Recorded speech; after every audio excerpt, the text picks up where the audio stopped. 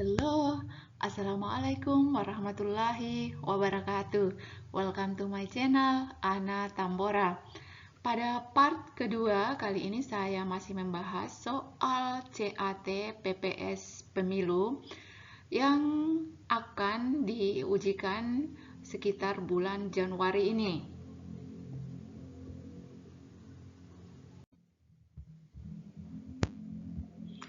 Baiklah, nomor 1. Warga negara Indonesia yang memiliki hak pilih adalah, sebelum kita masuk pada opsinya, saya akan membacakan syarat-syarat menjadi hak pilih. Yang pertama, warga negara Indonesia. Yang kedua, warga negara yang telah berusia 17 tahun atau sudah pernah kawin. Yang ketiga, terdaftar sebagai pemilih di DPT.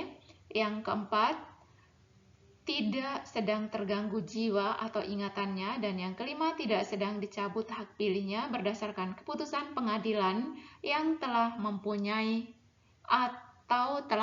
hukum tetap. Jadi, warga negara Indonesia yang memiliki hak pilih adalah sudah berumur 17 tahun atau sudah pernah kawin. Jawabannya C.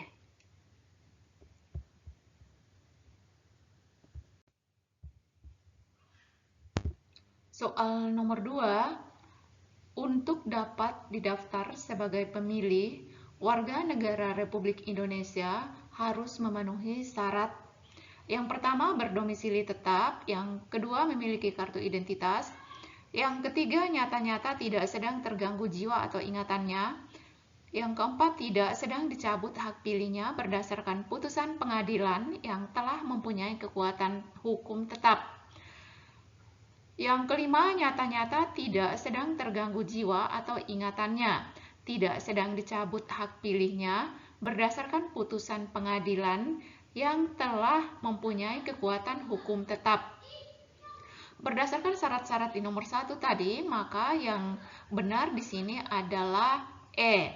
Nyata-nyata tidak sedang terganggu jiwa atau ingatannya, tidak sedang dicabut hak pilihnya berdasarkan putusan pengadilan yang telah mempunyai kekuatan hukum tetap. Jadi jawabannya E.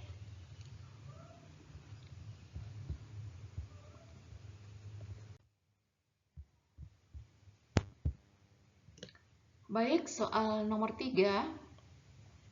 Daftar pemilihan umum terakhir dan ditambah dengan daftar pemilih tambahan yang telah memenuhi persyaratan sebagai pemilih, maka ditetapkan sebagai daftar pemilihan umum terakhir dan ditambah dengan daftar pemilih tambahan yang telah memenuhi persyaratan sebagai pemilih, maka ditetapkan sebagai A. Daftar pemilih sementara, B. Daftar pemilih tetap, C. Daftar peserta pemilih, D. Daftar pemilih kartu pemilih, E. Daftar undangan pemilih. Jawaban yang benar di sini adalah daftar pemilih sementara, di mana daftar pemilih sementara tersebut adalah pemilih tidak dapat menggunakan haknya untuk memilih di TPS tempat yang bersangkutan terdaftar karena ada satu dan lain hal, misalnya sedang melaksanakan tugas. Artinya dia bisa memilih pada tempat di mana dia berada pada saat itu.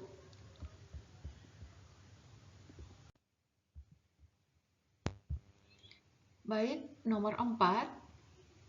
Pemilih yang telah terdaftar dalam daftar pemilih kemudian berpindah tempat tinggal atau karena ingin menggunakan hak pilihnya di tempat lain, pemilih yang bersangkutan harus melapor kepada A. KPU setempat, B. PPK setempat, C. PPS setempat, D. KPPS setempat, E. Bawaslu setempat.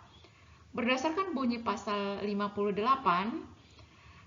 ayat 1, yaitu pemilih yang telah terdaftar dalam daftar pemilih sebagaimana dimaksud dalam pasal 54, kemudian berpindah tempat tinggal atau karena ingin menggunakan hak pilihnya di tempat lain, pemilih yang bersangkutan harus melapor kepada PPS setempat. Jadi berdasarkan bunyi pasal 58 ayat 1, harus melapor pada PPS setempat. Jadi jawabannya C.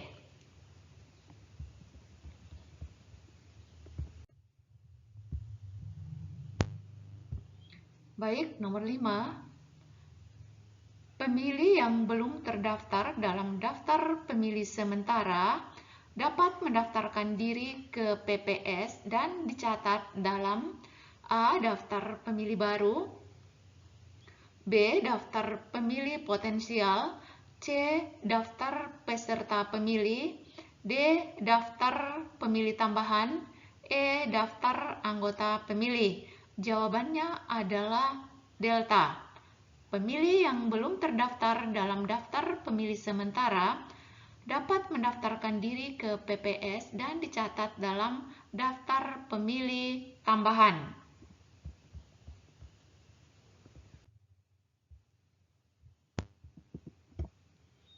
Soal nomor 6, daftar pemilih sementara dan daftar pemilih tambahan ditetapkan sebagai A. Daftar semua pemilih, B. Daftar pemilih sementara, C. Daftar pemilih akhir, D. Daftar potensi pemilih, E. Daftar pemilih tetap. Jawabannya adalah E. Ditetapkan sebagai daftar pemilih tetap.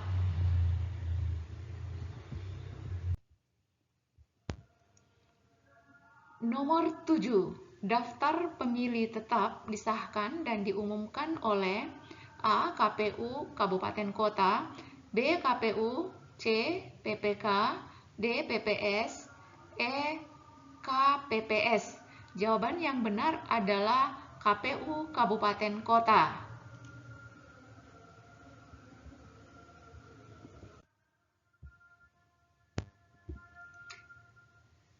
Soal nomor 8, tata cara pelaksanaan pendaftaran pemilih ditetapkan oleh A. KPU, B. KPU Provinsi, C. KPU Kabupaten Kota, D. PPK, E. PPS. Jawabannya adalah C. KPU Kabupaten Kota.